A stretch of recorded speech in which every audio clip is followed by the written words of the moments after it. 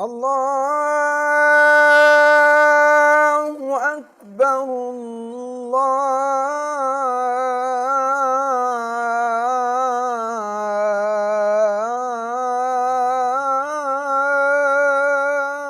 اکبر۔ اما بعد فاعوذ باللہ من الشیطان الرجیم، بسم اللہ الرحمن الرحیم۔ رب اشرح لی صدری ویسر لی امری واحلل عقدۃ من لسانی یفقہوا قولی۔ معزز حاضرین اور محترم خواتین،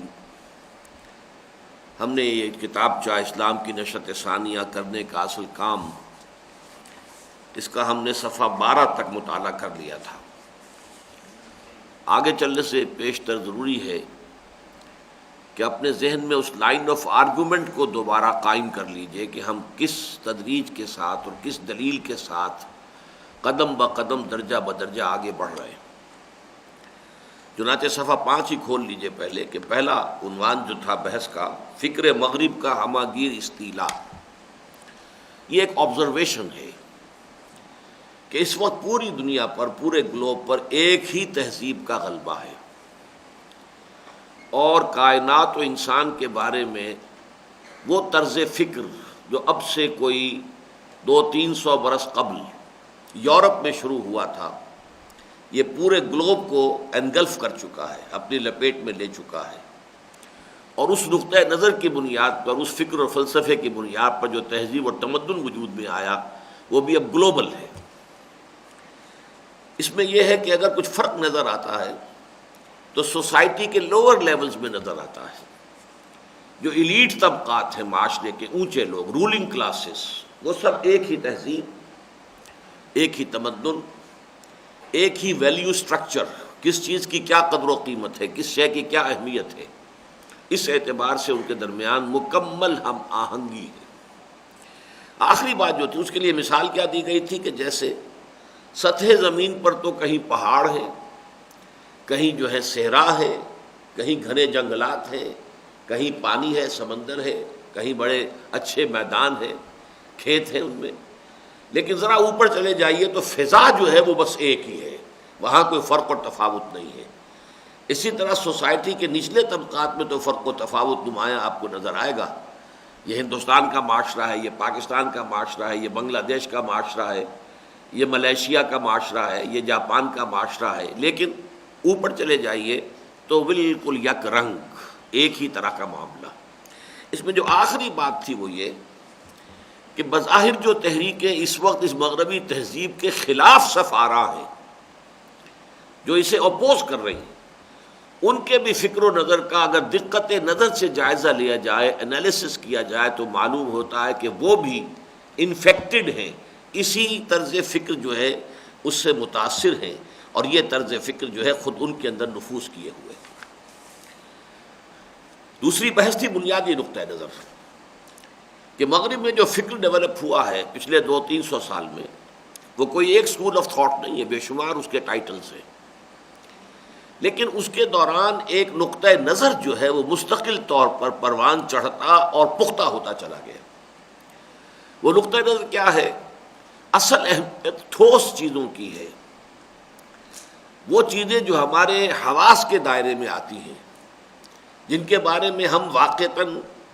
ایسی معلومات حاصل کر سکتے ہیں کہ جنہیں ویریفائی بھی کیا جا سکے، ان کی اہمیت ہے۔ باقی تصورات، خیالات،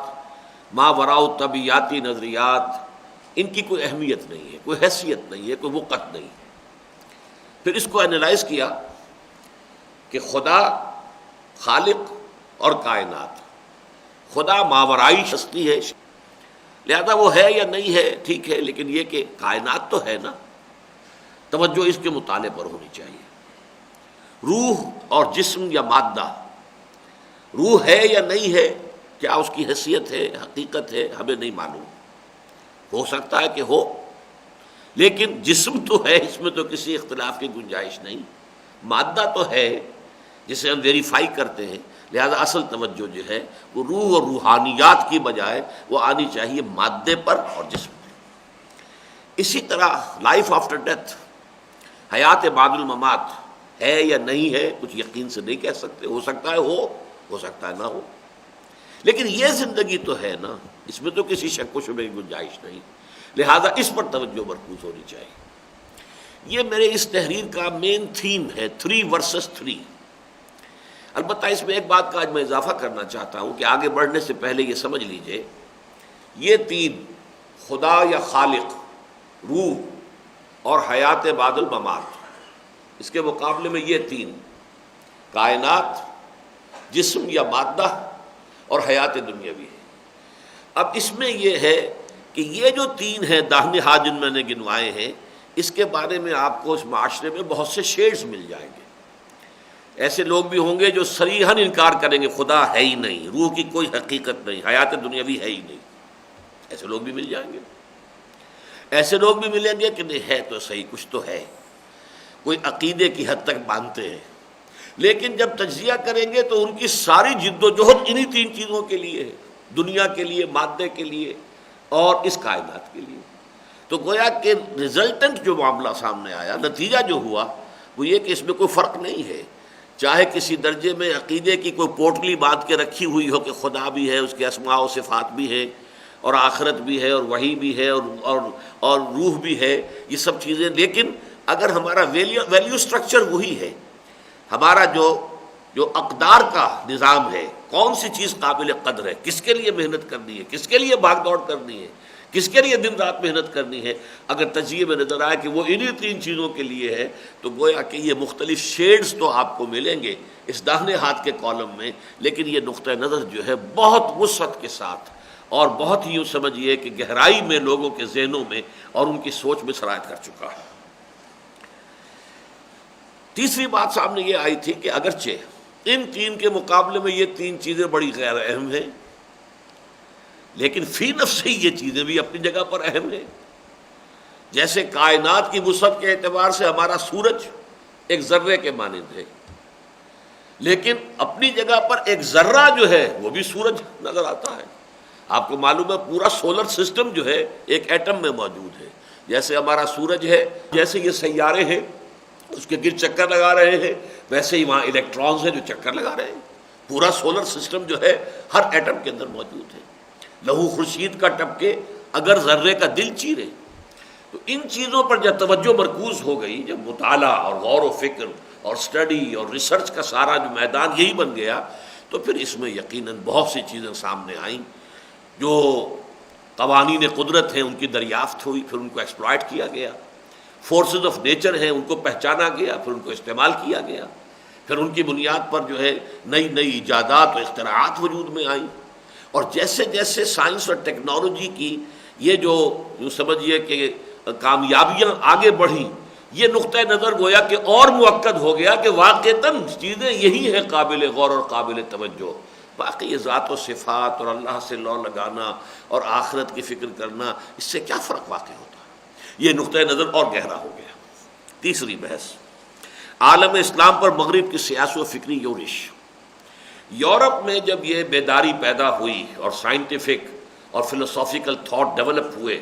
اور پھر یہ کہ سائنس کا ارتقاء ہوا اور انوینشنز کا دور شروع ہوا، تو ایک پاور پوٹینشیل ڈیولپ ہو گیا۔ اس پاور پوٹینشیل کے نتیجے میں یورپ تسخیر کرنے کے لیے نکلا پورے اس گلوب کو۔ ویسٹ کی طرف بھی آپ کو معلوم ہے کولمبس گیا، اور امریکہ میں جو بھی وہاں کے اصل باشندے تھے ان کو ختم کر کے، اور وہاں پر یورپین اقوام میں جا کے، اور وہ تو اس طرح ختم کر دیے کہ ان کا وجود ہی نہیں رہا، پوری مغربی تہذیب، یورپی تہذیب ہی نے جا کر وہاں پنجے گاڑ لیے۔ مشرق میں معاملہ یہ تھا کہ لینڈ روٹ سے مشرق پر حملہ آور ہونا ممکن نہیں تھا یورپ کے لیے، لیکن درمیان میں آٹومان امپائر کھڑی ہوئی تھی جو سینٹینل تھی، محافظ تھی، سنتری تھی،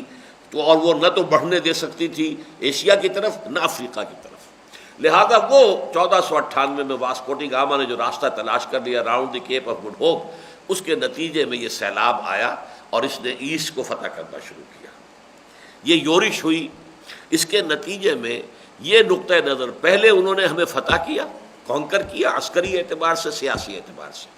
پھر انہوں نے اپنے نقطہ نظر کو، اپنے ذہن کو، اپنے فکر کو، اپنی سوچ کو، اپنی تہذیب کو ہمارے اوپر نافذ کرنے کی کوشش کی۔ وہ نظام تعلیم بنایا کہ یہاں کے لوگ جو ہیں، چاہے ان کی چمڑی کی رنگت جو ہے وہ تو بہرحال نہیں بدلے گی، لیکن اپنی سوچ میں، اپنے نظریات میں، اپنے فکر میں انہیں خالص یورپین بن جانا چاہیے۔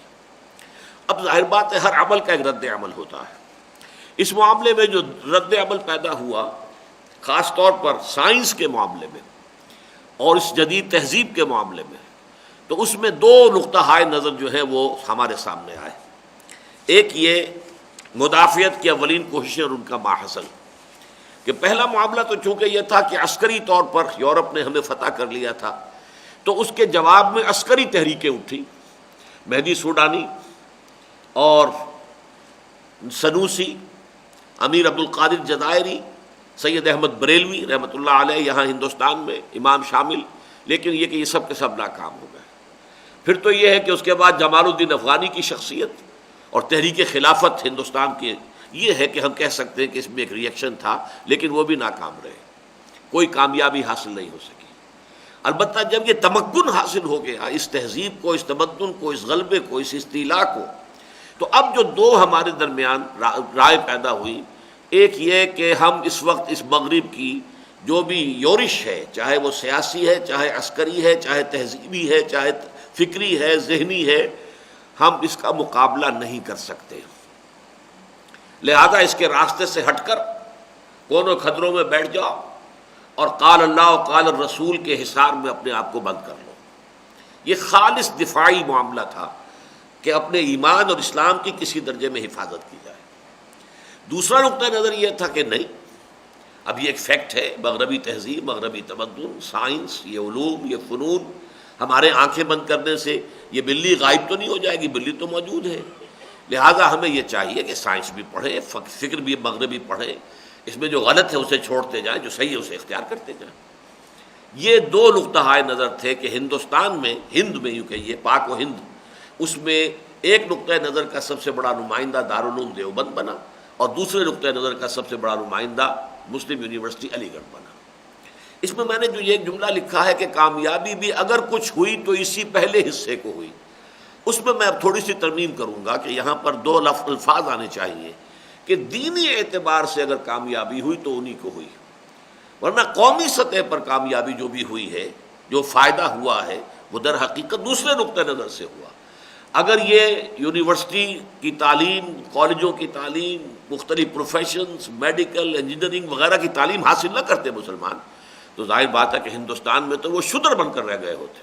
نیچ ذات بن کے رہ گئے ہوتے، ان کی کوئی حیثیت ہی نہ ہوتی، پھر کسی پاکستان کے وجود میں آنے کا کوئی امکان نہ ہوتا۔ یہ ساری تحریک تو اسی طرح چلی ہے کہ قومی سطح پر، اب میں یوں کہوں گا اس کو کہ قومی سطح پر تو جو سر سید اسکول آف تھاٹ تھا وہ مفید ثابت ہوا ہے، لیکن یہ کہ دینی سطح پر اگر ایمان اور اللہ پر یقین کسی درجے میں محفوظ رہا ہے اور ہماری جو شعائر دینی ہیں ان کا سٹرکچر کسی درجے میں انٹیکٹ رہا ہے، تو وہ سارا اس کا جو ہے کریڈٹ جاتا ہے دارالعلوم دیوبند یا اس کے طرز کے مدارس اور جو اس کی بیٹیاں ہیں، جو کہ وہ تمام دارالعلوم کہ جو در حقیقت دیوبندی کی شاخیں ہیں۔ یہ ہے تیسری بحث یا چوتھی بحث۔ اس کے بعد علوم عمرانی کا ارتقاء، کہ جیسے کائنات اور مادے پر غور و فکر کے نتیجے میں سائنس پیدا ہوئی، ٹیکنالوجی پیدا ہوئی، انوینشنز ہوئی، اسی طریقے سے جب حیات دنیاوی پر اب غور و فکر جو ہے مرکوز ہوا، تو سوال پیدا ہوا کہ یہ کیا نظام ہے جو دنیا میں چل رہا ہے؟ یہ بڑے بڑے لینڈ لارڈز، بیرنز اور 20,000 30,000 منصبدار، جاگیردار، فیوڈل لارڈز، اور ان کے نیچے کسان بیچارے اور جو صنعت و حرفت والے ہیں، کوئی بیچارہ جو ہے وہ بیٹھا ہوا، وہ اگر وہ کھدر بن رہا ہے اپنے کرگھے پر تو اسے بھاری ٹیکس دینا پڑ رہا ہے، اس ٹیکس کا جو ہے کہاں جاتا ہے؟ وہ جاگیردار لے کر جاتا ہے ٹیکس۔ کسان نے جو ہے محنت کی ہے، خون پسینہ ایک کیا ہے، اس نے فصل اگائی ہے، اس کا لائنس شیئر آ کر جاگیردار لے جائے گا۔ وہ جاگیردار جو ہے پھر بادشاہ کے لیے کچھ فوج بھی مینٹین کرے گا، کچھ بادشاہ کو بھی خراج بھیجے گا، کچھ اپنے بھی عیش جمائے گا۔ یہ نظام تو غلط ہے۔ انسانوں کے اندر مساوات ہونی چاہیے، عدل ہونا چاہیے، انصاف ہونا چاہیے۔ تو فریڈم اور ایکویلٹی، مساوات اور آزادی، ان دو کے حوالے سے پھر انسانی سوچ نے ارتقاء کرنا شروع کیا، جس کے نتیجے میں نئے نئے نظریات وجود میں آئے، اس کے نتیجے میں نئے نئے نظام وجود میں آئے، جس کے نتیجے میں پھر ان نظاموں کے لیے تحریکیں شروع ہوئی۔ تو نظریہ، نظام اور تحریک، یہ تین چیزیں جو ہیں یہ ایک سلسلے کی تین اصطلاحات ہیں۔ مارکسزم ایک نظریہ ہے جو ڈائلیکٹیکل میٹیریلزم کے فلسفے پر قائم ہے۔ یہ در حقیقت ایک فلسفہ ہے کہ اس کائنات کی حقیقت صرف مادی ہے، ماورائے مادہ کوئی شے نہیں ہے۔ البتہ مادے کے اندر ہی ایک ٹکراؤ ہوتا رہتا ہے، ایک دور میں ایک خاص خیال سامنے آتا ہے، ایک نقطہ نظر سامنے آتا ہے مادی سوچ کے حوالے سے، لیکن اس میں جو کمی ہوتی ہے اس کے نتیجے میں اس کا ایک اینٹی تھیسس ڈیولپ ہوتا ہے، تھیسس اینٹی تھیسس، دعویٰ جواب دعویٰ، پھر ان دونوں میں ٹکراؤ ہوتا ہے اور اس کے نتیجے میں پھر سنتھسس ہوتا ہے، یعنی اس تھیسس میں بھی جو خیر تھا اور اینٹی تھیسس میں بھی جو کام کی بات تھی وہ جڑ کر ایک سنتھسس کر لیتے ہیں۔ یہ سنتھسس پھر خود ایک تھیسس بن جاتا ہے، پھر اس کی کوکھ سے ایک اور اینٹی تھیسس جنم لیتا ہے۔ اس طرح ٹکراؤ جاری ہے، تھیسس اور اینٹی تھیسس کا ٹکراؤ، اور اسی کے حوالے سے کائنات جو ہے یہ ارتقاء کر رہی ہے میٹیریل لیول پر۔ یہ ہے ڈائلیکٹیکل میٹیریلزم، جدلی مادیت۔ اس پر مارکسزم کا فلسفہ، اس پر کمیونزم کا نظام، اس پر کمیونسٹ موومنٹ اور کمیونسٹ پارٹیز۔ تو نظریہ، نظام اور پارٹیز اور موومنٹس یہ شروع ہوئی۔ اس کا نتیجہ کیا نکلا؟ عالم اسلام میں بھی اب اسلام پر غور شروع ہوا اور بہت سی چیزیں نظر آئیں جو غلط نہیں تھی۔ اسلام بھی ایک نظریہ دیتا ہے، ایمان کیا ہے؟ نظریہ ہے، اس کائنات کا ایک خالق ہے، مالک ہے، وہ ہمیشہ سے ہے، اور اسی طریقے سے اس کی تمام صفات عمدہ ہیں، اعلیٰ ہیں، اس کے تمام اسماء حسنہ ہیں، اس نے ہمیں پیدا کیا ہے، اشرف المخلوقات انسان ہے۔ یہ کیا ہے؟ یہ بھی ایک نظریہ ہے۔ اس نظریے کے اوپر جو عمارت تعمیر ہوتی ہے نظام کی، وہ اسلام ہے۔ اسلام کا ایک سیاسی نظام ہے، اسلام کا ایک معاشی نظام ہے، اسلام کا ایک معاشرتی نظام ہے، اسلام کے اپنے قوانین ہیں، اسلام کے دیوانی قوانین ہیں، اسلام کے فوجداری قوانین ہیں، اسلام میں سزاؤں کا اپنا تصور ہے، اسلام کا قانون وراثت ہے، اسلام کا قانون شہادت ہے۔ ان تمام چیزوں کی تالیف اور ترتیب سے یہ تصور سامنے آیا کہ جیسے وہاں پر نیشنلزم چل رہا ہے،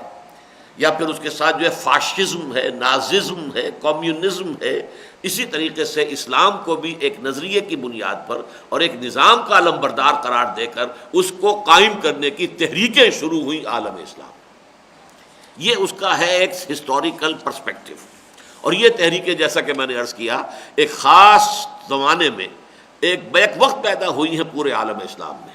انڈونیشیا ایکسٹریم رائٹ سمجھ لیجئے، ایکسٹریم ایسٹ، وہاں مسجوبی پارٹی بڑی زبردست پارٹی تھی، اب وہ ختم ہو چکی ہے تقریباً۔ پھر ہندوستان میں جماعت اسلامی کی تحریک، اس سے پہلے حکومت الہیہ کے لیے حزب اللہ کی جماعت قائم کی تھی مولانا ابوالکلام آزاد نے۔ یہ سب ایک ہی قبیل کی چیزیں ہیں۔ ہماری اپنی تحریک بھی ہے، اسی کے سلسلے کی ایک کڑی ہے۔ اور یہ کہ ایک اور تحریک چلی، وہ ہے تبلیغی جماعت کی تحریک، جس نے کہ ایمان کو زیادہ ایمفیسائز کیا، وہ آج کے ہمارے مطالعے میں بات آ جائے گی۔ پھر یہ کہ آگے چلیے ایران میں فدائین کی تحریک تھی، پھر مصر سے اٹھی زبردست تحریک الاخوان المسلمون، اور اس کے چونکہ تمام عالم عرب کے اوپر اثرات ہوئے۔ ویسے یہ کہ لبنان میں عباد الرحمن کے نام سے ایک تحریک تھی، وہ بھی پھر دب گئی، اس کا کوئی خاص سراغ بعد میں نہیں ملتا۔ ترکی میں سعید نورسی کی تحریک تھی۔ یہ تحریکیں جو ہیں ان کے نظریات تقریباً ایک سے ہیں کہ اسلام مذہب نہیں دین ہے، دین اپنا غلبہ چاہتا ہے، اسلام مکمل نظام حیات ہے، اس کو غالب کرنا مسلمانوں کا فرض ہے، اور اس کے لیے تحریکیں، جماعتیں جد و جہد ہونی چاہیے۔ یہ فکر جو ہے ان تمام تحریکوں کے اندر مشترک حیثیت سے، قدر مشترک کی حیثیت اس کو حاصل ہے۔ اب اس کے زمانے میں میں نے پھر گنوائے ہیں وہ اوقات کہ ایک تو ان تحریکوں کے زیر اثر بھی مغرب کی جو مرعوبیت تھی شدید، اس میں کمی ہو گئی ہے۔ اگر ان کا نظام ہے تو ہمارا نظام بھی ہے، اگر ایک کیپٹلزم کا نظام ہے تو اسلام کا بھی معاشی نظام ہے، اگر کمیونزم کا ایک معاشی نظام ہے تو اسلام کا اپنا معاشی نظام ہے۔ ان کی سوشل ویلیوز اور ہیں، ہماری اور ہیں۔ ہمارے ہاں خاندانی نظام ہے، اس کی اپنی جو ہے ویلیوز ہیں، اسی طریقے سے ہمارا اپنا سیاسی نظام ہے، ہمارے اپنے قوانین۔ تو ایک اعتماد پیدا ہوا، اور مغرب کی جو مروبیت تھی اس سے قدرے کمی ہوئی۔ اس کے علاوہ یہ کہ چونکہ اس کے بعد جیسا کہ ہم اس وقت دیکھ رہے ہیں کہ 20ویں صدی کے وسط میں زبردست تحریکیں چلی آزادی کی، اور تقریباً تمام عالم اسلام جو ہے آزاد ہو گیا۔ ڈچ چلے گئے، ولندیزی چلے گئے، سب کے سب چلے گئے، انگریز چلا گیا، فرانسیسی چلے گئے، اطالوی چلے گئے، اسپینیئرز چلے گئے، سب گئے۔ لہذا نتیجہ کیا نکلا کہ ان کے جانے سے، جب ان کے آنے سے مروبیت پیدا ہوئی تھی تو جانے سے اس مروبیت میں کمی ہوئی۔ ظاہر بات ہے کہ وہ بھی ایک دوسرا فیکٹر ہے۔ تیسرا یہ کہ سائنس جس کے بارے میں ہم یہ سمجھتے تھے کہ یہ تو قطعی شے ہے، بالکل شک و شبے کی گنجائش ہی نہیں، آئنسٹائن کے ایرا میں آ کر فزکس کے اندر انقلاب برپا ہو گیا۔ اب فزکس جو ہے وہ بھی ایک تصوف کی شکل اختیار کر چکی ہے۔ یعنی اب آپ سوچئے، میں نے جو کہا تھا مثال دینے سے رہ گئی، کہ اس انقلاب نے کہ جو فزکس کی دنیا میں آیا ہے ماورائی عقائد کو ماننا آسان کر دیا ہے۔ مثلا پہلے ہم یہ کہتے تھے کہ حضور معراج پر تشریف لے گئے اور زمینی سفر بھی مکے سے کیا یروشلم تک، اور پھر وہاں سے گئے ہیں 7ویں آسمان تک، پھر وہاں سے واپس آئے ہیں وہی یروشلم میں، پھر زمینی سفر طے کیا ہے مکے تک، اور کوئی وقت صرف نہیں ہوا، نو ٹائم واز کنزیومڈ۔ آپ نے جو وضو کیا تھا جانے سے پہلے اس کا پانی ابھی بہہ رہا تھا، اور جاتے ہوئے جو کنڈی آپ کی جو آپ نے کھولی اپنے گھر کی، اور اس کا جو اس کی کنڈی ہل رہی تھی تو واپس آئے تو بھی ہل رہی تھی۔ اب ظاہر بات ہے کہ اس کو پہلے تو آپ بلائنڈ فیتھ کی حیثیت سے تو مان سکتے تھے، ٹھیک ہے ہمارا اندھا اعتقاد ہے، ہم مانتے، ڈوگما ہے۔ آج یہ بات ماننی کتنی آسان ہو گئی کہ سائنس نے خود یہاں پہنچا دیا انسان کو کہ اگر کوئی آبجیکٹ ویلوسٹی آف لائٹ کے ساتھ موو کرے گا تو اس کے لیے ٹائم نہیں گزرے گا، ٹائم ول بیکم اسٹیشنری۔ ویسے یہ امپاسبل ہے، ہمارے لیے اچیویبل نہیں ہے، ویلوسٹی آف لائٹ کو اچیو کرنا ابھی تک ہمارے لیے ممکن نہیں ہے۔ ساؤنڈ بیریئر ہم نے کراس کر لیا ہے، لیکن ساؤنڈ کی تو رفتار بہت کم ہے ساؤنڈ ویوز کی، یہ لائٹ جو ہے رے آف لائٹ اس کی جو سپیڈ ہے، لیکن اگر کوئی شے اس کی رفتار کے ساتھ حرکت کرے گی تو اس کے لیے وقت نہیں گزرے گا۔ اب یہ سائنس کا ہائپوتھیسس ہے اور ثابت شدہ ہے، میتھمیٹیکلی پرووڈ ہے۔ تو اب آسان ہو گیا نا معراج کے بارے میں، دیکھو بھائی اب تو سائنس نے بھی یہ کہہ دیا، ہمارے لیے آسان ہو گیا۔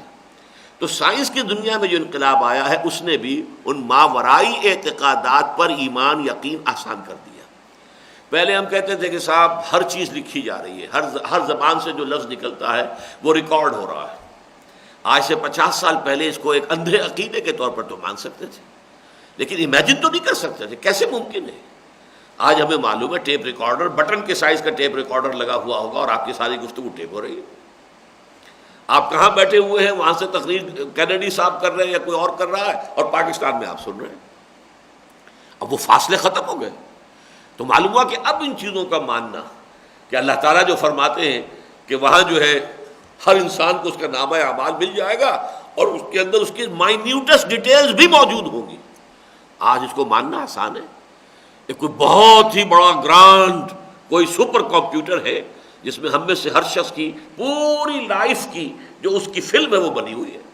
ایک ایک حرف جو ہماری زبان سے نکل رہا ہے ریکارڈڈ ہے، صرف ایک بٹن ہی دبانا ہوگا جیسے کمپیوٹر کا آپ دباتے ہیں اور آپ کی فلم چلنی شروع ہو جائے گی۔ دیکھ لیجئے آپ خود اپنے آپ کو، کس بات کا آپ نفی کریں گے، یہ تو آپ کے سامنے ہے۔ اس اعتبار سے سائنس کے اس انقلاب نے، ٹیکنالوجی کے اس انقلاب نے اب ان ماورائی اور میٹا فزیکل اعتقادات کو ماننا آسان کر دیا۔ تیسرے یہ کہ جب ویسٹ میں اس مادہ پرستانہ فکر نے اپنی انتہا کو پہنچ کر کمیونزم کی شکل اختیار کی اور اس نے مذہب کا تو سرے سے انکار کر دیا، اور بھی یہ آزادی کس بلا کا نام ہے، no freedom of expression, no freedom of association, کوئی جماعت بنانے کی اجازت نہیں ہے آپ کو، آپ کا کام ہے کارخانے میں کام کریں اور آپ کو جو ہے وہ پیسے مل جائیں گے، آپ زندگی گزاریں جانوروں کی طرح، حیوانوں کی طرح، نہ آپ کو کوئی بات کہنے کا، تنقید کرنے کا حق حاصل ہے، اور نہ ہی آپ جماعت بنا کر کوئی اپنا نقطہ نظر جو ہے اسے پروموٹ کر سکتے ہیں۔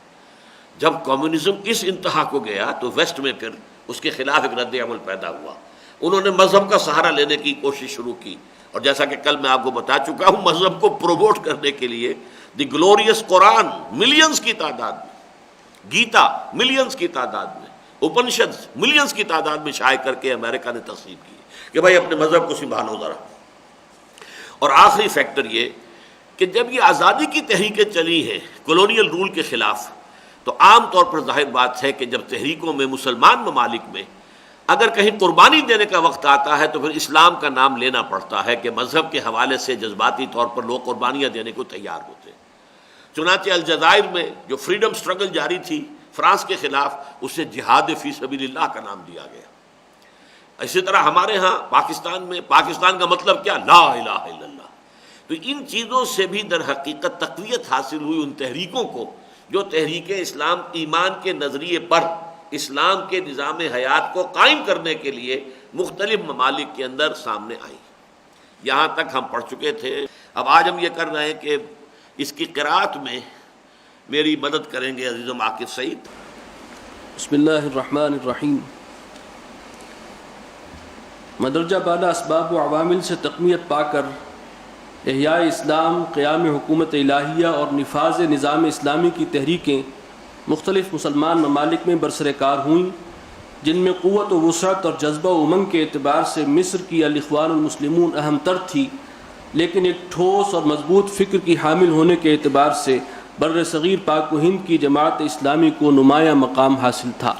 یہ بات میں کل بھی عرض کر چکا ہوں کہ عالم عرب کا امام مصر اور عجمی عالم اسلام کا امام ہند، یہ دو گویا کے ممالک ہیں۔ اسی لیے یہاں سر سید اور ان کے ساتھی، اور وہاں مفتی محمد عبدو اور ان کے ساتھی۔ اسی طرح یہاں تحریک جماعت اسلامی کی اور وہاں الاخوان المسلمون کی۔ تو ان دونوں میں تقابل کا یہ نقطہ بہت اہم ہے۔ جوش جذبہ عربوں کے اندر چونکہ ان کے مزاج میں ہے، جوش ہوتا ہے، ان میں بہت قوت عمل ہے ان کے اندر، لہذا جوش اور جذبے کے اعتبار سے اور وسعت کے اعتبار سے وہ اخوان المسلمون بہت بڑی جماعت تھی جماعت اسلامی کی نسبت، لیکن ایک ٹھوس فکر، ایک لٹریچر جو ہے بڑا پختہ مضبوط، اس کے اعتبار سے جو مولانا مودودی نے پیدا کیا، اس کے اعتبار سے فکری طور پر جماعت اسلامی کی تحریک جو ہے وہ زیادہ قوی تھی۔ یہ تحریکیں تقریباً ثلث صدی سے، یعنی 1/3 صدی سے، لیکن یہ تحریر بھی 20 سال قبل کی ہے، مختلف مسلمان ملکوں میں برسر عمل ہیں، اور ملت اسلامی کی نوجوان نسل کا ایک خاصا قابل ذکر حصہ ان کے زیر اثر آیا ہے، لیکن عملاً ان میں سے کسی کو کوئی نمایاں کامیابی کہیں حاصل نہیں ہو سکی، بلکہ ایسا محسوس ہوتا ہے کہ یہ تحریکیں اپنا وقت پورا کر چکی ہیں اور اسلام کی نشأت ثانیہ کے خواب کی تعبیر کا وقت ابھی نہیں آیا۔ چنانچہ مصر میں اخوان المسلمون کا اندرون ملک تقریباً خاتمہ ہو چکا ہے، اور اس کے باقیات و صالحات جلاوطنی کے عالم میں دول عرب کی باہمی آویزش کے سہارے جی رہے ہیں۔ یہ نقشہ جو ہے اس وقت کے اعتبار سے بالکل صحیح تھا۔ جمال عبد الناصر کی حکومت تھی، اخوان جو ہے بالکل دبا دیے گئے تھے یا باہر وہ نکل گئے تھے سب کے سب، کوئی سعودی عرب میں آ کے پناہ گزین تھا، کوئی یورپ میں جا کر بیٹھ گئے تھے۔ تو لیکن یہ کہ اب وہ صورت نہیں ہے، اب وہاں وہ جماعت بھی ہے، لیکن وہ ایک نیم سماجی اور نیم سیاسی جماعت ہے۔ جیسے جماعت اسلامی پاکستان میں، اب وہ ایک اسلامی تحریک اور انقلابی رنگ اس کا نہیں ہے، بلکہ ایک سیاسی سماجی جماعت ہے، ایسے ہی وہ بھی ہے۔ رہی بر صغیر کی تحریک اسلامی تو اس کا جزو اعظم پاکستانی سیاست کے نظر ہو چکا ہے، اور اب اس کا مقام تحریک جمہوریت کی حاشیہ برداری سے زیادہ کچھ نہیں رہا۔ یہ بر صغیر کی میں کل وضاحت کر چکا ہوں کہ اب میں اگر لکھوں گا اس کو تو بر عظیم لکھوں گا۔ اب اس کے 2 حصے ہو گئے، جب پاکستان بنا اور ہندوستان تقسیم ہوا تو جماعت اسلامی ہند اور جماعت اسلامی پاکستان، اور جماعت اسلامی جزو اعظم جو ہے وہ پاکستان کی تھی، چونکہ مولانا مودودی یہیں آ گئے، ساری قیادت یہاں آ گئی، زیادہ تعدیت بھی جو ارکان کی تھی وہ یہیں تھی، لیکن وہ جو ہے یہاں کی سیاست کے نظر ہو کر اور یہاں پھر الیکشن کی سیاست میں دلدل میں گم ہو گئی، اور اس کی وہ حیثیت اب ایک آئیڈیالوجیکل تحریک، انقلابی تحریک کی نہیں رہی۔ ان تحریکوں کی ناکامی کا سبب بظاہر تو یہ ہے کہ انہوں نے بے صبری سے کام لیا اور اپنے اپنے ملکوں میں سوچنے سمجھنے والے لوگوں کی معتدبہ تعداد کے ذہنوں کو بدلے بغیر سیاست کے میدان میں قدم رکھ دیا۔ اس جملے میں نوٹ کیجئے، معتدبہ تعداد۔ آپ اکثریت کو کبھی نہیں بدل سکتے، لیکن قابل لحاظ حد تک جو ہے ایک معاشرے کے اندر انقلابی خیالات جب تک نفوذ نہ کر چکے ہوں، اور خاص طور پر وہاں کا جو دانشور طبقہ ہے اس میں بھی ایک مضبوط نیوکلیس نہ بن چکا ہو، اس وقت تک اس معاشرے میں انقلاب نہیں آ سکتا۔ تو ان تحریکوں نے قبل از وقت جماعت اسلامی نے پاکستان کی سیاست میں دخل دے دیا، جبکہ ابھی وہ اس کے پری ریکویزٹس جو تھے وہ پورے نہیں ہوئے تھے، اور اخوان المسلمون نے فلسطین کے جہاد میں حصہ لے کر اپنی قوت جو ہے اس کو منتشر کر دیا، اور دنیا کے سامنے اپنی طاقت کو اس طرح نمایاں کر دیا کہ دنیا چونک گئی کہ یہ بڑی جو ہے ہمارے لیے ایک خطرہ بن سکتی ہے تحریک، اور اسی وجہ سے پھر حسن البنا شہید رحمۃ اللہ علیہ کو شہید کروا دیا گیا۔ تو یہ میرے نزدیک اجلت پسندی کے مظاہر ہیں جو ان دونوں تحریکوں سے ظہور میں آئے ہیں۔ ان تحریکوں کی ناکامی کا سبب بظاہر تو یہ ہے کہ انہوں نے بے صبری سے کام لیا اور اپنے اپنے ملکوں میں سوچنے سمجھنے والے لوگوں کی معتدل تعداد کے ذہنوں کو بدلے بغیر سیاست کے میدان میں قدم رکھ دیا، جس کے نتیجے میں قومی قیادتوں اور ترقی پسند عناصر سے قبل از وقت تصادم کی نوبت آ گئی۔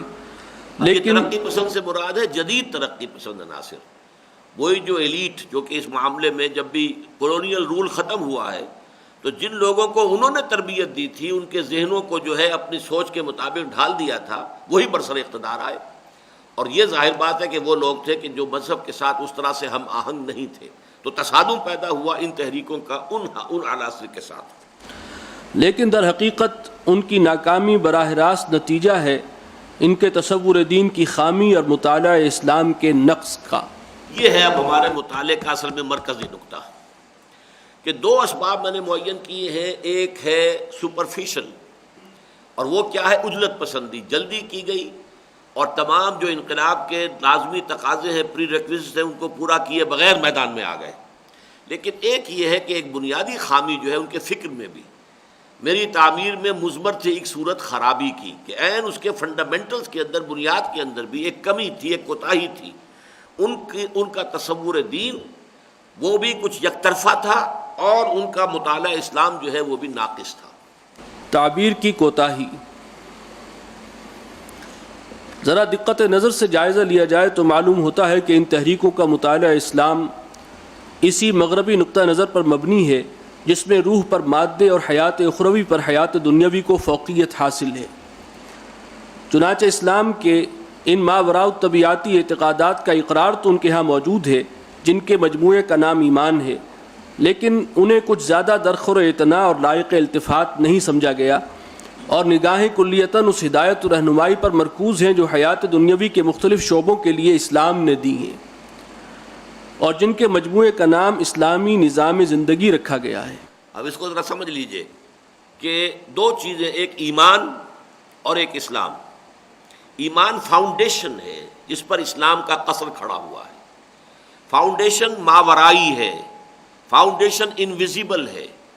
دل میں یقین نظر نہیں آتا، پھر یقین بھی ان ہستیوں کے بارے میں جو ماورائی ہیں، لیکن اسلام نظر آتا ہے۔ یہ اسلام کا معاشی نظام ہے، جیسے ایک بلڈنگ ہے، ایک مکان ہے، یہ اس کا بیڈ روم ہے، یہ اس کا کچن ہے، یہ اس کا جو ہے ڈرائنگ روم ہے، یہ اس کا فلاں ہے، وہ تو نظر آئے گا۔ ایمان نظر نہیں آئے گا، بلڈنگ نظر آئے گی۔ تو شفٹ آف ایمفیسس یہ ہے کہ ان تحریکوں میں ایمفیسس جو ہے، زور جو ہے، تاکید جو ہے، وہ ایمان کی بجائے اسلام پر ہے۔ اسلام نظام زندگی کے لیے جو ہدایات دیتا ہے، جس کے بنیاد میں ایمان ہے، ایمان مضبوط ہوگا تو پھر یہ عمارت اوپر چڑھے گی، اور ایمان کمزور ہے تو ظاہر بات ہے کہ یہ عمارت جو ہے اس کو وہ ایمان کی فاؤنڈیشن جو ہے سپورٹ نہیں کر سکتی۔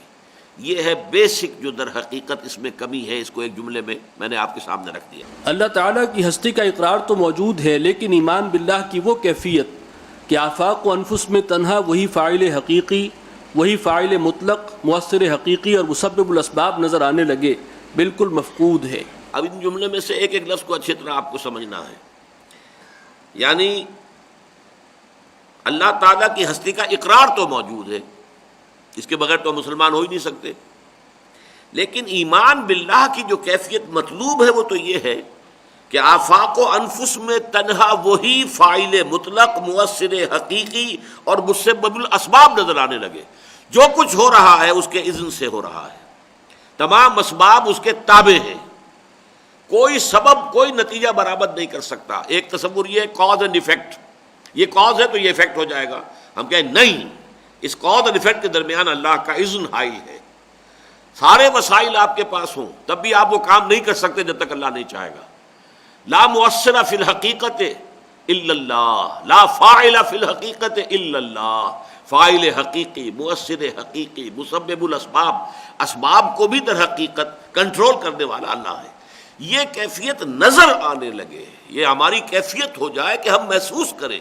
کہ ہر آن ہر لحظہ اللہ تعالیٰ کی مشیت اور اللہ تعالیٰ کی قدرت کا ظہور ہو رہا ہے۔ آخرت کا اقرار تو کیا جاتا ہے، لیکن اس پر ایسا ایمان کہ کن فی الدنیا کأنک غریب و عابر سبیل ان کی کیفیت پیدا ہو جائے قطعاً ناپید ہے۔ یعنی آخرت کا ایک تو عقیدہ ہے، آخرت ہے جی مرنے کے بعد جی اٹھیں گے،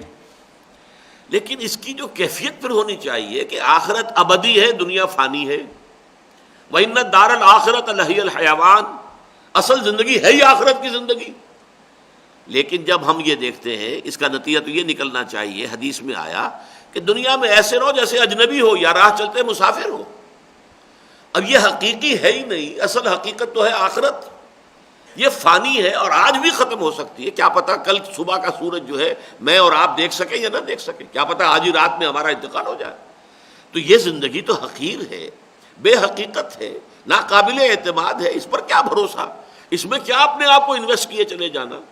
بلکہ کن فی الدنیا کانک غریب و عابر سبیل، یہ بڑے پیاری حدیث ہے۔ حضرت عبداللہ ابن عمر فرماتے ہیں رضی اللہ تعالی عنہ کہ ایک دفعہ حضور نے اپنے دونوں دستے مبارک میرے شانوں پر رکھے اور شانوں کو پکڑا مضبوطی کے ساتھ، اور پھر یہ الفاظ کہے کن فی الدنیا کانک غریب و عابر سبیل، دیکھو دنیا میں ایسے رہنا جیسے کہ تم اجنبی ہو، اس دنیا سے تمہیں کوئی دلچسپی نہیں ہے، یا راہ چلتا مسافر ہے۔ راہ چلنے والے مسافر کو اپنی سفر سے کوئی دلچسپی نہیں ہوتی، اس منزل پر نگاہ ہوتی ہے، مجھے پہنچنا ہے وہاں۔ اسی کی حدیث ایک اور آتی ہے کہ مالی ولی دنیا، مجھے تمہاری اس دنیا سے کیا سروکار، انما مثلی کراکب استظل تحت شجرۃ ثم راح فترکھا، میری مثال تو اس مسافر کی سی ہے جو تھوڑی دیر کے لیے سستانے کے لیے کسی درخت کے سائے میں بیٹھتا ہے اور پھر وہ اپنی منزل کی طرف رواں ہو جاتا ہے۔ اسے اس درخت سے اور اس سائے سے کوئی مستقل تعلق نہیں ہے، وہ اس کا گھر نہیں ہے۔ یہ کیفیت اگر ہماری نہیں ہے تو آخرت پر ایمان کیا مانی؟ وہ ایک عقیدہ ہے کہ ہاں ہے، آخرت ہے، لیکن وہ تو آخرت پر اگر یقین پیدا ہو جائے تو یہ کیفیت یہ ہوگی کہ کن فی الدنیا کانک غریب و عابر سبیل، مالی ولی الدنیا انما مثلی کراکب استظل تحت شجرۃ ثم راح فترکھا۔ یہ کیفیات اگر نہیں ہوتی تو ایمان فی الآخرت حقیقت میں موجود نہیں ہے۔ رسالت کا اقرار تو ہے لیکن محبت رسول صلی اللہ علیہ وسلم نام کو موجود نہیں، اور مقام رسالت کا تصور زیادہ ترقی پسند لوگوں کے نزدیک تو ڈاک کے ہر کارے اور صرف اپنی زندگی میں ملت کے مرکز یعنی راہبر و مطاع سے زیادہ نہیں۔ اور جو سنت کے مقام سے زیادہ آگاہ ہیں انہوں نے بھی سنت عادت اور سنت رسالت کی تقسیم سے ایسا چور دروازہ پیدا کر لیا ہے جس سے کم از کم اپنی نجی زندگیوں کی حد تک زمانے کا ساتھ دینے کی آزادی برقرار رہے۔ ایمان برسالت کے ضمن میں ایک تو یہ ہے کہ اللہ کے رسول ہیں، ان کی پیروی کرنی چاہیے، ان کے احکام ماننے چاہیے۔ ایک ہے جذباتی طور پر محبت، جس کو حضور فرماتے ہیں لا یؤمن احدکم حتی اکون احب الیہ من والدہ وولدہ والناس اجمعین، دیکھو تم میں سے کوئی شخص حقیقتاً مومن نہیں ہوگا جب تک کہ میں اسے اپنے باپ سے، بیٹے سے، تمام انسانوں سے زیادہ محبوب نہ ہو جاؤں۔ ایمان برسالت کا اصل تقاضا تو یہ ہے۔ اچھا، جب محبوبیت ہوگی تو حضور کے ہر ادا کی انسان جو ہے پیروی کرے گا، لیکن ہمارے یہاں کیا ہے، زیادہ ترقی پسند لوگوں سے مراد یہاں کیا ہے، جو مثلاً پرویز صاحب یا اور اس طرح کے لوگ، ان کا تو کہنا یہ ہے جو منکرین حدیث ہے کہ بس جیسے کہ ایک ڈاک کا ہرکارہ آتا ہے آپ کو خط دے کر چلا گیا، اس کا اور کوئی کام نہیں ہے، ایسے رسول کا کام یہ تھا کہ اللہ کی کتاب اس نے آپ کو پہنچا دی، اب آپ جانیں اللہ کی کتاب جانیں، مستقل بات جو ہے وہ اللہ کی کتاب ہے، رسول نے کیا کیا کیسے کیا یہ اپنی جگہ ہے، وہ تو ایک ڈاک کے ہرکارے کی طرح اس کا کام تھا پہنچا دینا، اس نے پہنچا دیا بس صلی اللہ علیہ وسلم۔ لیکن یہ کہ جو تحریکیں جن کا کہ ہم ذکر کر رہے ہیں اس وقت، ان کے اندر بھی یہ ہے کہ سنت عادت اور سنت رسالت اگرچہ یہ چیزیں صحیح ہیں، بعض چیزیں وہ ہیں جن کے لیے کہ حضور نے حکم دیا یہ کرو، بعض چیزیں وہ ہیں کہ حضور کرتے تھے لیکن آپ نے حکم تو نہیں دیا، لیکن یہ کہ اگر محبت ہوگی کسی کو تو پھر وہ ان چیزوں کی بھی نقالی کرے گا، اس کی بھی پیروی کرے گا، یہ محبت کا جو ہے تھرمامیٹر ہے۔ لیکن یہ کہ جب ہم سنت عادت سنت رسالت کی مستقل تقسیم کر کے اور پھر صرف سنت رسالت تک اپنے آپ کو محدود کر لیں گے تو ہمارا وہ رسول کی ذات کے ساتھ تعلق بھی محدود ہو جائے۔ اب یہ میں نے گنوائے ہیں ایمان باللہ، حقیقت میں کیا ہونا چاہیے ہے کیا، ایمان بالآخرت اگر ہو تو اس کی کیفیت کیا ہونی چاہیے، فی الواقع کیا ہے، ایمان بالرسالت اس کی کیفیت کیا ہونی چاہیے، فی الواقع کیا ہے۔ گویا ایمان کا صرف وہ اقرار پایا جاتا ہے جو قانونی اسلام کی بنیاد ہے، اور یہ کیفیت کہ ایمان انسان کا حال بن جائے، نہ صرف یہ کہ موجود نہیں ہے بلکہ اس کی کسی ضرورت و اہمیت کا احساس بھی سرے سے عنقا ہے۔ اب یہاں لفظ آگے حال بن جانا، پہلے میں نے کہا تھا لفظ آیا تھا نظر، نظر انسان کو نظر آئے کہ مشیت ایزدی ہی کار فرما ہے، اس کی یہ کیفیت ہو جائے کہ اسے ہر آن ہر لحظہ محسوس ہو کہ اللہ کا فیصلہ جو ہے وہ چل رہا ہے، اللہ کی مرضی چل رہی ہے، اللہ کی تدبیر کائنات ہے کہ جس سے یہ کائنات چل رہی ہے۔ یہاں حال ایک ہے ایمان قال کے درجے میں، آمنت باللہ و ملائکتہ و کتبہ و رسلہ والیوم الآخر والقدر خیرہ و شرہ من اللہ تعالی والبعث بعد الموت، یہ قال ہے۔ اشہد ان لا الہ الا اللہ و اشہد ان محمد رسول اللہ، یہ قال ہے۔ حال بن جائے، حال بننے کا مطلب وہ ہے کہ پھر ایمان کی وہ کیفیت ہو جو اس سے پہلے میں نے بیان کر دی۔ اسی نقطہ نظر کا کرشمہ ہے کہ دین سٹیٹ کا ہم معنی قرار پایا ہے اور عبادت اطاعت کے مترادف ہو کر رہ گئی ہے۔ اب یہاں بھی نوٹ کر لیجئے، دین یقیناً ایک سٹیٹ پیدا کرنا چاہتا ہے، کوئی شک نہیں، لیکن دین اور سٹیٹ ہم معنی نہیں ہے۔ دین میں اصل شے کیا ہے؟ وہ انسان کے وہ اللہ کا قرب حاصل کرنے، نفسیاتی اعتبار سے، روحانی اعتبار سے، اور اس کا نصب العین بن جائے صرف اللہ کی رضا جوئی۔ دین یہ چاہتا ہے۔ ریاست یہ یقیناً فرض ہے، کام کرو، اللہ کے حکم کو نافذ کرو، حکومت الہیہ قائم کرو، لیکن دین اور سٹیٹ ہم معنی اور مترادف نہیں ہے۔ اس طرح عبادت اطاعت کے ہم معنی قرار پایا۔ اطاعت عبادت کا جزو اعظم ہے، اس میں کوئی شک نہیں، لیکن اس کی روح محبت ہے۔ اسی لیے میری جو تقریریں ہیں، جو طالبات دین کے نام سے جو کتاب شائع ہوئی ہے، اس میں نے جب عبادت پر بحث کی ہے تو امام ابن تیمیہ اور امام حافظ ابن قیم کے حوالے سے جو عبادت کی تعریف ہے، العبادت تجمع اصلین غایت الحب و غایت الذل والخضوع، دو چیزیں جب جمع ہوتی ہیں تو عبادت کا تقاضا پورا ہوتا ہے۔ انتہا درجے کی اللہ کے ساتھ محبت اور حد درجے میں اپنے آپ کو اللہ کے سامنے بچھا دینا، اطاعت کاملہ۔ اب نظر آئے گی اطاعت، لیکن در حقیقت اس کی اصل روح جو ہے وہ محبت خداوندی ہے۔ اگر محبت خداوندی نہیں ہے تو یہ ایک بے جان لاش ہے۔ آپ کے اندر جو جان ہے اگر یہ نکل جائے گی تو آپ کی لاش پڑی ہوگی۔ اسی طریقے سے عبادت جس میں کہ محبت خداوندی اس کا اصل موٹیویشن نہ بن چکا ہو، جذبہ محرکہ جو ہے وہ اللہ تعالیٰ کی محبت نہ ہو، تو وہ عبادت در حقیقت چاہے اطاعت پوری ہے لیکن وہ در حقیقت بے جان عبادت ہے، بے روح عبادت ہے۔ نماز کا یہ مقام کہ وہ معراج المومنین ہے، نگاہوں سے بالکل اوجھل ہے، اور نفس انسانی سے اس سے ایسا انس کہ قرۃ عینی فی الصلاۃ کی کیفیت پیدا ہو سکے ناپید ہے۔ اس کے برعکس زیادہ ترقی پسند لوگوں کے نزدیک تو صلاۃ معاشرے کے ہم معنی قرار پائی ہے، اور دوسروں کے نزدیک بھی اس کی اصل اہمیت اس حیثیت سے ہے کہ وہ مسلمان معاشرے کی اصلاح اور تنظیم کا ایک جامع پروگرام ہے۔ اب دیکھیے، نماز کے بارے میں دو چیزیں حدیث کے حوالے سے میں نے یہاں کہی ہے، نیچے نوٹ پر ہے بھی، حدیث نبوی ہے، الصلاۃ معراج المومنین، نماز مومنوں کی معراج ہے۔ معراج میں حضور کو اللہ سے براہ راست مخاطبہ اور مکالمہ نصیب ہوا۔ گویا کہ یہی روح ہے نماز کی کہ اس وقت گویا کہ انسان اللہ سے ہم کلام ہو، جسے علامہ اقبال نے کہا ہے the finite ego comes face to face with the infinite ego۔ Allah کی ایگو، اللہ کا انا اللہ لا الہ الا انا، وہ انفائنائٹ ہے، انا لا محدود، انا مطلق، اور میری انا ایک چھوٹی سی انا ہے، لیکن یہ چھوٹی سی انا روبرو آ جائے، انی وجہت وجہی للذی فطر السماوات والارض حنیفا، رخ ادھر ہو گیا۔ اب ہم کلام ہونے کی کیفیت اگر میسر نہیں آئی تو یہ نماز نہیں ہے، یہ ایک ڈرل ہے، ایکسرسائز ہے جو آپ نے کر لی ہے، اس کا ثواب ضرور مل جائے گا، لیکن یہ حقیقی نماز نہیں ہے جب تک کہ اس کے اندر آپ کو اللہ تعالیٰ کے ساتھ مخاطبہ اور مکالمہ کی کیفیت حاصل نہ ہو۔ اسی طرح قرۃ عینی فی الصلاۃ، میرے دل کی آنکھوں کی ٹھنڈک نماز میں ہے۔ ذرا کوئی مسئلہ پیش ہوتا تھا حضور کو فوراً نماز آپ پڑھنی شروع کر دیتے تھے۔ کوئی چیز ہے کہ جو کوئی پریشانی آ گئی ہے، کسی مسئلے میں الجھن ہے، غور و فکر کرنا ہے، کوئی بڑا فیصلہ کرنا، نماز، یہ ہے آپ کا طرز عمل۔ ہم نے کیا سمجھا ہے، جو یہ منکرین حدیث ہے وہ تو کہتے ہیں کہ صلاۃ کے معنی معاشرے کے ہیں، اقیم الصلاۃ، معاشرہ قائم کرو، انا للہ و انا الیہ راجعون، لیکن ان تحریکوں کے نزدیک بھی اس کا اصل کیا ہے مقصد؟ مسلمان معاشرے کو منظم کیا جائے، ایک محلے کے لوگ 5 مرتبہ جو ہے مل رہے ہوں دن میں، ایک دوسرے کے حالات سے واقف ہو جائیں،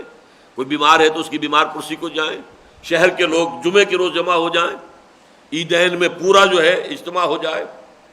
حج کے موقع پر پوری اسلامی برادری جمع ہو جائے، تو یہ ایک تنظیم ہے در حقیقت جو ایک اسلامی معاشرے کی نماز کے نظام پر قائم ہوتی ہے۔ اس کا یہ پہلو بھی ہے، اس میں کوئی شک نہیں، لیکن یہ اس کا سائیڈ پہلو ہے، سائیڈ ایشو ہے، یہ بائی پروڈکٹ ہے اس کا۔ اصل شے جو ہے وہ کیا ہے؟ الصلاۃ معراج المومنین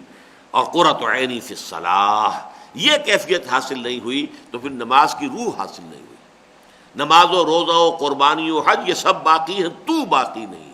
رہ گئی رسم ازاں، روح بلالی نہ رہی، فلسفہ رہ گیا، تلقین غزالی نہ رہی، پھر یہ ریچول ہے، اس کے سوا کچھ نہیں۔ زکوٰۃ کا یہ پہلو کہ یہ روح کی بالیدگی اور تزکیے کا ذریعہ ہے،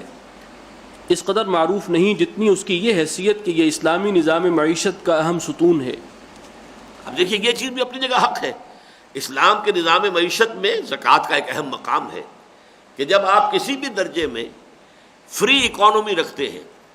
محنت کرو، کوشش کرو، جو کماؤ گے وہ تمہارا ہوگا، حلال ذریعے سے کماؤ۔ اب جو لوگ محنت کریں گے ان میں کچھ پیچھے رہ جائیں گے، کچھ آگے نکل جائیں گے، کچھ زیادہ باصلاحیت ہے، کچھ کم صلاحیت والے ہیں۔ اب جو پیچھے رہ گئے ہیں ان کو بھی فیڈ بیک ملنا چاہیے کچھ نہ کچھ، ورنہ تو معاشرہ تقسیم ہو جائے گا ہیوز اور ہیو ناٹس میں۔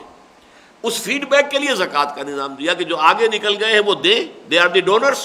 اور جو پیچھے رہ گئے وہ ریسیپینٹس ہوں، تاکہ یہ گلف زیادہ چوڑی نہ ہو۔ یہ ٹھیک ہے اپنی جگہ پر، لیکن زکوٰۃ اصل میں کیا ہے؟ تزکیہ کہتے ہیں اپنے نفس کی اصلاح، مال کی محبت کو دل سے کھرچنے کا ذریعہ زکوٰۃ ہے۔ زکوٰۃ ہے، انفاق ہے، صدقات نافلہ ہے، اللہ تعالیٰ کو قرض حسنہ دینا ہے۔ یہ تمام چیزیں وہ ہیں در حقیقت کہ جن کے ذریعے سے انسان کے نفس کا تزکیہ ہوتا ہے۔ اس کی اہمیت اتنی سامنے نہیں ہے جتنی یہ کہ یہ اسلام کے معاشی نظام کا ایک اہم ستون ہے۔ روزے کے بارے میں یہ تو خوب بیان کیا جاتا ہے کہ یہ ضبط نفس، سیلف کنٹرول کی مشق و ریاضت ہے، لیکن اس کی اس حقیقت کا یا تو سر سے ادراک ہی نہیں ہے، یا اس کے بیان میں حجاب محسوس ہوتا ہے کہ یہ روح کی تقویت کا سامان اور جسد حیوانی کی اس پر گرفت کو کمزور کرنے کا ذریعہ ہے۔ چنانچہ یہ حدیث تو تحریر و تقریر میں عام بیان ہوتی ہے کہ الصوم جنہ، اور اس کی تشریح پر خوب زور دیا جاتا ہے، لیکن یہ حدیث قدسی کہ الصوم لی وانا اجزی بہ اول تو کم ہی بیان ہوتی ہے،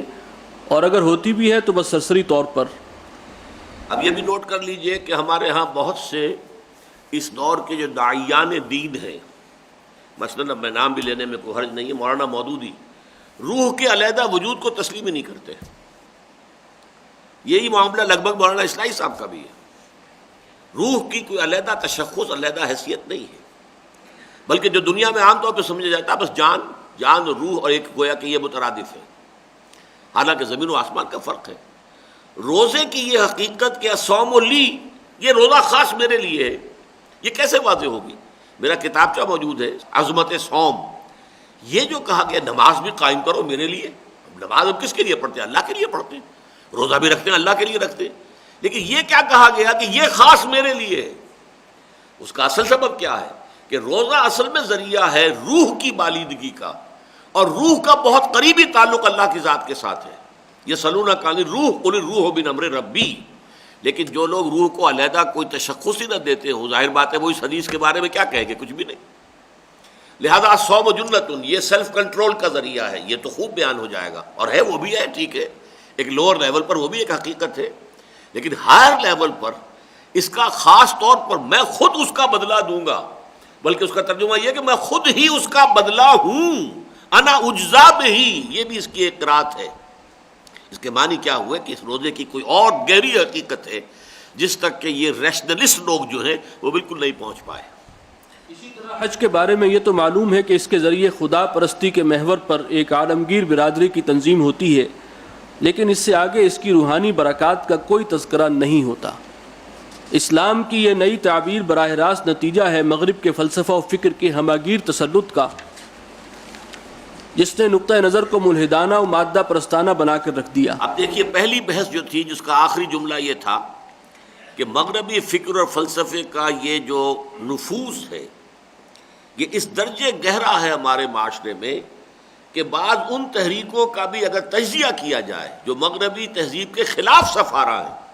تو محسوس ہوگا کہ ان کے نقطہ نظر کے اندر بھی اس مغربی تہذیب کا پیدا شدہ نقطہ نظر جو ہے وہ نفوذ کیے ہوئے۔ یہ اس کی تشریح ہے جو آپ اب سامنے آئی ہے، جو آخری جملہ تھا پہلے پیراگراف کا۔ نتیجہ ملحدانہ اور مادہ پرستانہ نقطۂ نظر یہ ہے، روحانیت کی بجائے، ماورائیت کی بجائے سارا فوکس جو ہے وہ در حقیقت ان ٹھوس چیزوں کی طرف ہے۔ اسلام کی یہ نئی تعبیر براہ راست نتیجہ ہے مغرب کے فلسفہ و فکر کے ہماگیر تسلط کا، جس نے نقطہ نظر کو ملحدانہ و مادہ پرستانہ بنا کر رکھ دیا۔ نتیجتاً روح اور اس کی حیات باطنی خارج از بحث ہو گئی، اور مادہ اور حیات دنیاوی ہی سارے غور و فکر کا موضوع اور سوچ بچار کا مرکز بنے۔ چنانچہ دین و مذہب کی مادی تعبیر ہوئی، اور کہنے میں تو اگرچہ یہ آیا کہ اسلام فلاح انسانی کا جامع پروگرام ہے جس میں فلاح اخروی اور فلاح دنیاوی دونوں شامل ہیں، لیکن نگاہیں چونکہ فی الواقع صرف حیات دنیاوی پر مرکوز ہیں، لہٰذا آخری تجزیے میں اسلام ایک سیاسی اور عمرانی نظام یعنی پولیٹیکو سوشل سسٹم بن کر رہ گیا، اور الہیات کی حیثیت ایک پردے سے زیادہ نہ رہی۔ چنانچہ اس دور کے ایک بہت بڑے متکلم اور داعی اسلام کا یہ فقرہ ایک ثقہ راوی نے روایت کیا کہ اسلام دراصل ایک سیاسی و عمرانی نظام ہے جس پر الہیات کا پردہ ڈال دیا گیا ہے، چہ بے خبر ز مقام محمد عربی است۔ یعنی اسلام کی یہ تعبیر جو ہے، اس نے اسلام کو ایک نظام زندگی تو بنا دیا، لیکن اس نظام زندگی کا تعلق تو اس زندگی کے ساتھ ہے نا، حیات دنیاوی کے ساتھ ہے۔ لہذا ہم اگر اس نظام زندگی کو یہاں پر نافذ کرنے کے لیے تن من دھن لگا رہے ہیں تو ہمارے دو موٹیوز ہو سکتے ہیں۔ ایک تو یہ ہو سکتا ہے کہ اللہ پر ہمارا ایمان اور یقین اس درجے ہے کہ ہم اس کے حکم کے طور پر اس کی طرف سے عائد شدہ فریضہ سمجھ کر اللہ کے دین کے غلبے کی جد و جہد کریں۔ ایک یہ ہے کہ ہم اسلام کو ایک بہتر نظام زندگی سمجھتے ہوئے انسانوں کی بہبود کے لیے اسلام کو قائم کرنے کی کوشش کریں۔ اب ظاہر بات ہے کہ اگر یہ دوسری بات ہے تو اب ایک کمیونسٹ میں اور ایک مسلمان میں کیا فرق رہ گیا؟ کمیونسٹ غلطی، آپ اس کو کہہ لیں کچھ بھی کہہ لیں، وہ سمجھتے کمیونزم بہتر نظام ہے، نوع انسانی کو زیادہ انصاف فراہم کرتا ہے، ایکسپلائٹیشن کو ختم کرتا ہے، تو انسانوں کی بہبود کے لیے وہ چاہتا ہے کہ کمیونزم کا نظام آ جائے، اس کے لیے جانیں بھی دیتا ہے، اس کے لیے قربانیاں دیتا ہے، اس کے لیے سب کچھ کرتا ہے۔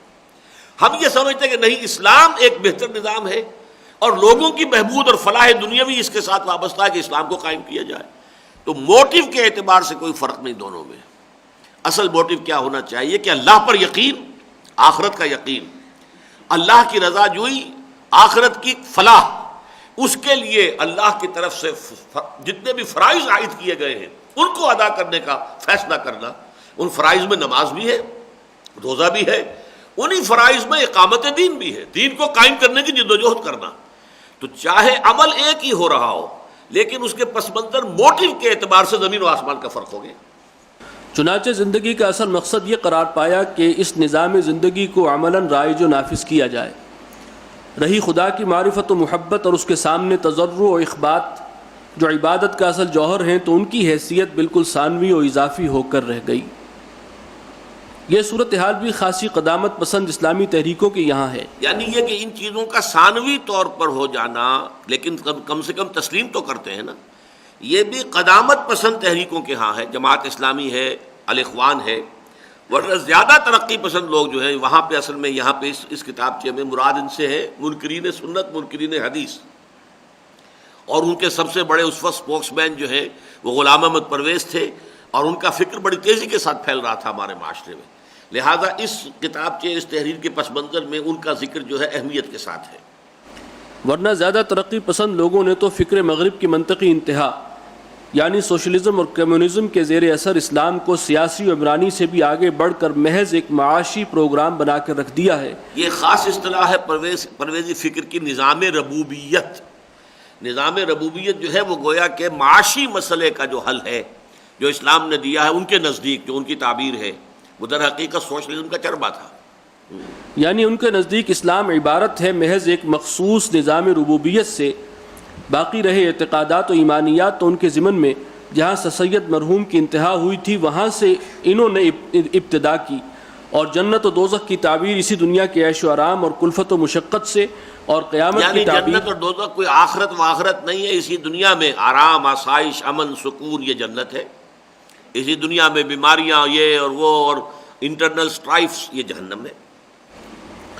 اور قیامت کی تعبیر ایٹمی دھماکوں سے کر کے سارا معاملہ ہی ختم کر دیا۔ تاہم باوجود اس کے کہ ہماری نگاہ میں یہ بھی اسلام کی مادی تعبیر ہی کی ایک منطقی انتہا ہے، مذہب کی یہ تعبیر ہمارا موضوع بحث نہیں ہے، اس لیے کہ چاہے اسے قرآنی فکر ہی کا نام کیوں نہ دیا گیا ہو، اس کا خالص مادی اور خلاف قرآن ہونا اظہر من الشمس ہے، اور ہم نے اس فکر کی جانب کچھ اشارے کیے بھی ہیں تو محض ضمنی طور پر، تاکہ یہ واضح ہو جائے کہ دین و مذہب کی مادی تعبیر کا سلسلہ بالآخر یہاں تک جاتا ہے۔ خشت اول چون حد معمار کج تا سریا میراوت دیوار کج۔ اس اعتبار سے غور کیا جائے تو معلوم ہوتا ہے کہ یہ تحریکیں فی الواقع مذہبی سے زیادہ سیاسی و عمرانی اور دینی سے زیادہ دنیاوی ہیں۔ یہ اب کنکلوژن ہے۔ یہ تحریکیں جو احیائی تحریکیں پوری دنیا کے اندر ایک وقت میں ابھری، جن میں سے کسی کو بھی کہیں کامیابی حاصل نہیں ہو سکی، نہ جماعت اسلامی کو، نہ الاخوان کو، نہ فدائین کو، نہ مسجومی کو، نہ سعید نورسی کو، نہ عباد الرحمان کو۔ تو اس کا ایک سبب تو میں نے بیان کیا تھا، ان کی جلد بازی، پری میچورلی میدان سیاست میں آ جانا۔